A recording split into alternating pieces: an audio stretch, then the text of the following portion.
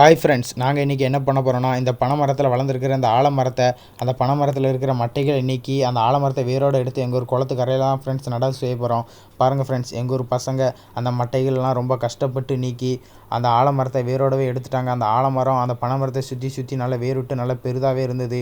அந்த வேர்கள்லாம் நல்லா சூப்பராக தான் இருந்துச்சு. பாருங்கள் ஃப்ரெண்ட்ஸ், எவ்வளோ பெரிய வேர்னு. அந்த ஆலமரத்தை நாங்கள் வேரோடவே எடுத்துட்டோம். அதை நாங்கள் ஒரு பாதுகாப்பான இடத்துல வச்சுட்டு இன்னொரு மரம் நாங்கள் பார்த்து வச்சுருந்தோம். அந்த மரத்தையும் நாங்கள் பார்க்க போனோம். அந்த மரமும் ஒரு பனை மரத்தில் தான் இருந்துச்சு. அந்த பனை மரத்தில் இருக்கிற மட்டைகளை நீக்கி அந்த மரத்தையும் நாங்கள் எடுக்க ஆரம்பிச்சிட்டோம். ஆனால் அது என்ன வகை மரம்னு தெரில. அதில் பால் உடஞ்சிச்சு. இது என்ன மரம் தெரிஞ்சால் நீங்கள் கமெண்ட் பண்ணுங்கள் ஃப்ரெண்ட்ஸ். அதையும் நாங்கள் வேரோடவே எடுத்துட்டோம்.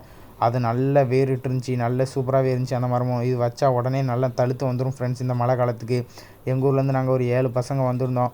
நாங்கள் அப்படியே அந்த 2 மரத்தையும் தூக்கிட்டு எங்கள் ஊரை பார்க்க நாங்கள் பைக்கில் கிளம்பிட்டோம் ஃப்ரெண்ட்ஸ்.